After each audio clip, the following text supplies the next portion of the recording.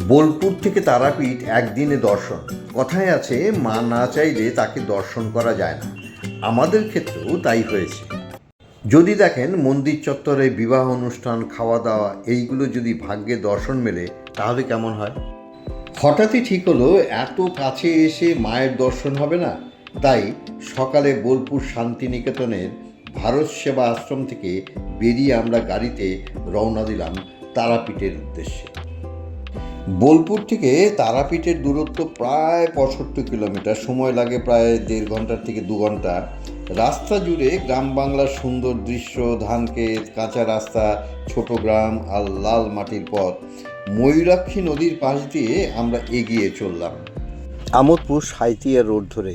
এই পথেই ধীরে ধীরে পৌঁছে যাই বাংলার অন্যতম শক্তিধাম তারাপীঠে। বীরভূম জেলার তারাপীঠ মা তারার এক প্রাচীন ও শক্তিশালী তীর্থস্থান।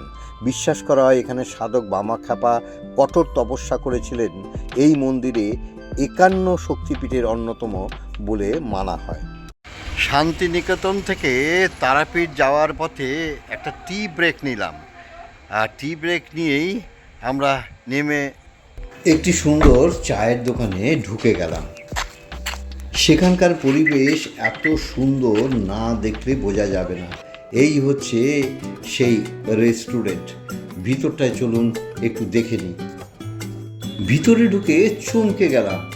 এত সুন্দর স্পট ফটো তোলার জন্য, যারা ফটোশ্যুট করবে বা শুটিং করবে, মাঝখানে একটু সেলফি তুলবে, তাদের জন্য একটা উপযুক্ত জায়গা।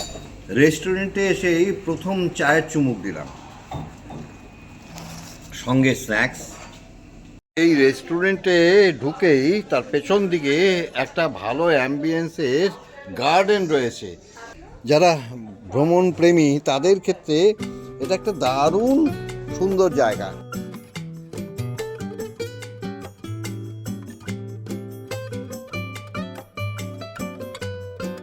এখানে কিছুক্ষণ সময় কাটিয়ে এইবার মায়ের দর্শনের উদ্দেশ্যে রওনা দিলাম।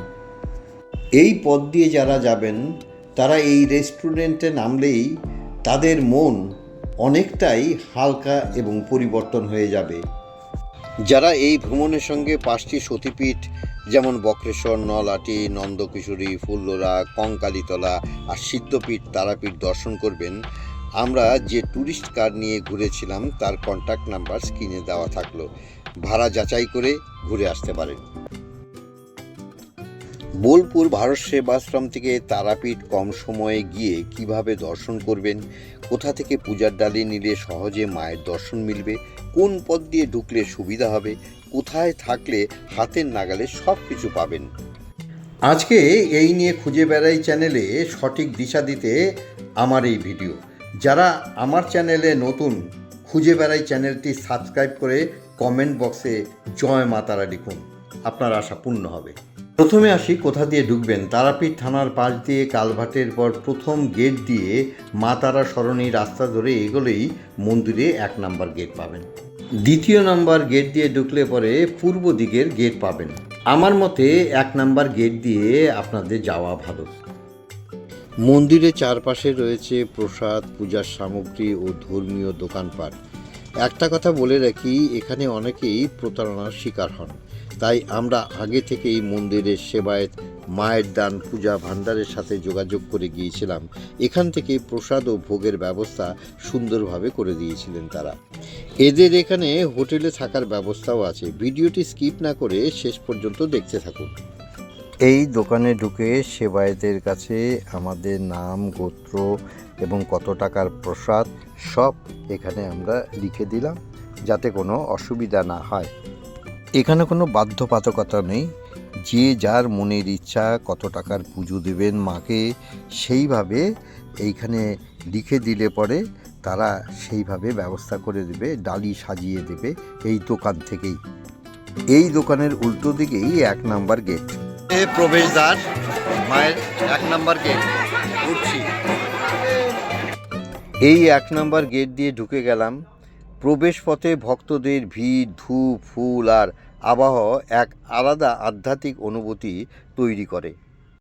মন্দির প্রাঙ্গণে ঢুকতেই চোখে পড়ল মন্দিরের সামনে মন্ত্রোচ্চারণের মাধ্যমে যজ্ঞ শুরু হয়েছে। চারিদিকে ভিড় এবং লম্বা লাইন।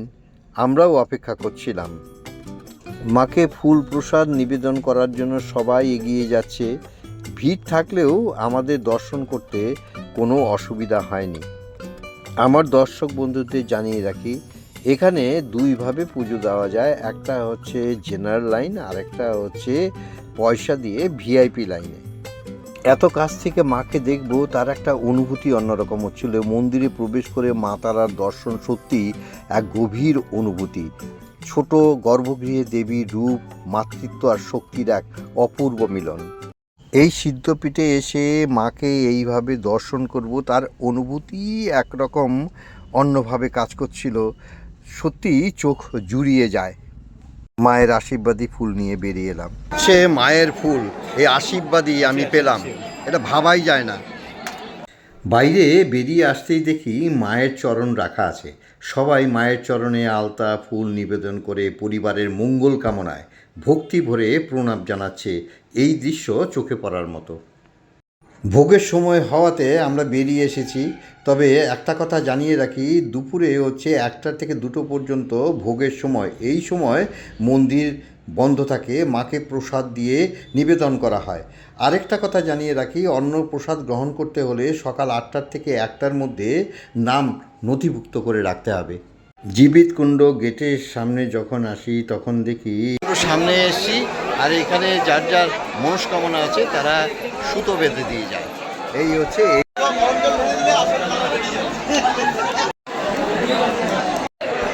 শক্ত করে গিট বেঁধে দিয়ে যাচ্ছে, যার যার মনস্কামনা পূর্ণ করার জন্য শক্ত শক্ত করে। জীবিত কুণ্ডুর পাশেই এক পরিবারের বিবাহযোগ্য অনুষ্ঠান চলছে। মন্দিরের পাশে একটি পবিত্র জলাশয় হলো জীবিত কুণ্ড। জনশ্রুতি অনুযায়ী এই কুণ্ডের জলে অলৌকিক ক্ষমতা রয়েছে, যা মৃত শোল মাছকে পুনর্জীবিত করতে পারে। ভক্তরা বিশ্বাস করেন যে এই কুণ্ডের জল কখনো শুকায় না। চোখে দেখে এলাম পুকুরটি সংস্কার চলছে, আর জল কিছুতেই শুকাতে পারছে না, কারণ এটি মা তারার মাহাত্ম্য বহন করে। পুকুরটি সংস্কারের দৃশ্য দেখতে দেখতে বিবাহ অনুষ্ঠানের শেষ পর্যায়ে দেখে আমরা বাইরে বেরিয়ে এলাম। ভোগ প্রসাদ পেতে পেতে বেলা 2টো গড়িয়ে যাবে, তাই আমরা একটু টিফিনের জন্য 1 নাম্বার গেট দিয়ে বেরিয়ে টিফিনের জন্য একটা দোকানে ঢুকে গেলাম। দোকানে ঢুকে যেটা আমাদের বিশেষভাবে আকৃষ্ট করেছে, চায়ের সঙ্গে সঙ্গে এদের এখানে কচুরি, ডাল আর হচ্ছে বড় বড় ল্যাংচা, যেটা সচরাচর দেখা যায় না। আমরা লোভ সামলাতে পারিনি, আমরা একটা ল্যাংচার অর্ডার দিয়ে দিলাম। এই হচ্ছে সেই ল্যাংচা। অর্ডার দেওয়ার পরেই মনে হলো এই ল্যাংচার দাম কত হতে পারে, তাই কৌতূহল না রেখেই দোকানদারকে জিজ্ঞাসা করলাম। দাম 80 টাকা। পাশে যে ভদ্রলোককে দেখছেন, ইনি আমেরিকার থেকে এসেছেন। তিনিও লোভ সম্বরণ করতে পারেননি, তিনিও অর্ডার দিয়ে খাওয়া শুরু করে দিলেন। এরপর এখান থেকে চলে গেলাম শ্মশানঘাটে, যেখানে তান্ত্রিকরা সাধনা করে। এই পথ দিয়েই মহাশ্মশানে যাওয়া যায়, আর তার পাশেই হচ্ছে বামাখ্যাপার মন্দির। আর এখানেই চলে ভান্ডারা। এই ভান্ডারা যারা দেবেন বা দিচ্ছেন, তাদের এই দৃশ্যটা কিছুটা আমরা উপলব্ধি করতে পারলাম। আর পাশেই ভান্ডারার খাবার দেওয়া শুরু হয়েছে। এখানে অনেক ভক্তরা বসে আছেন, যারা ভান্ডারার প্রসাদ এখানে গ্রহণ করছেন।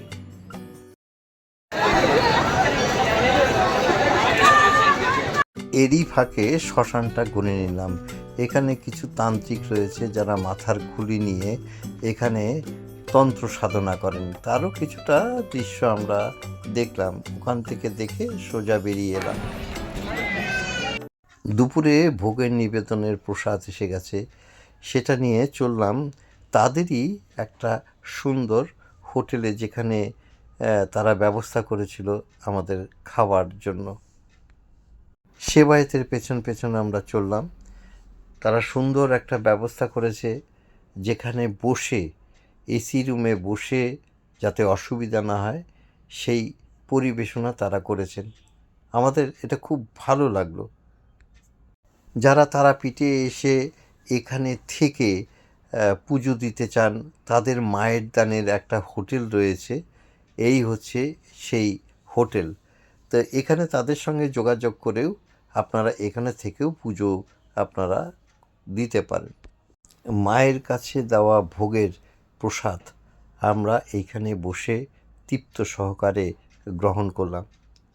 এখানে দুরকম ভাজা পেলাম, বেগুন ভাজা, একটা হচ্ছে কপি তরকারি, আলু কপি, আর একটা মাছ, আর এটা হচ্ছে একটা প্রসাদ, পোলাও বলে, পায়েস কেউ দিয়েছে।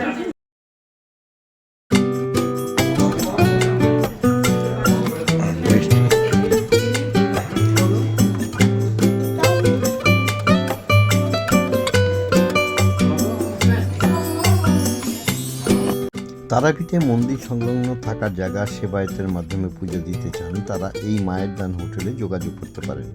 এখানকার রুম ভাড়া কত শুনে নিই তাদের কাছে। এখানে কি কি সুবিধা আছে ম্যানেজার কাছে শুনে নিই।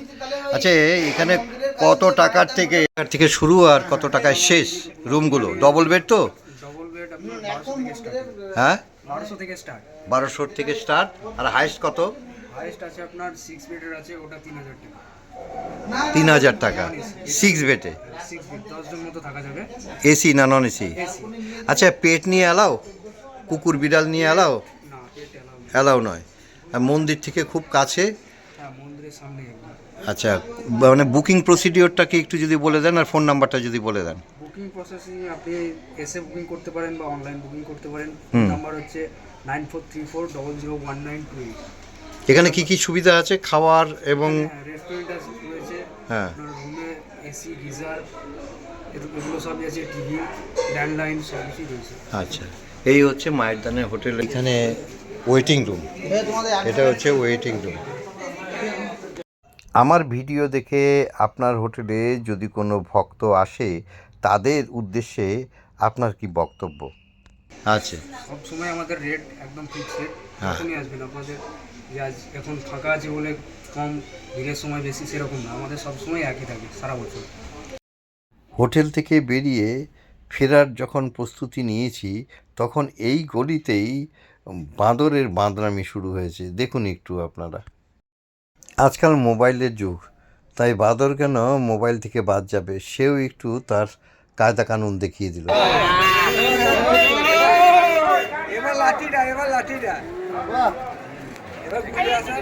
আশীর্বাদ করো, ওই তুমি বলো।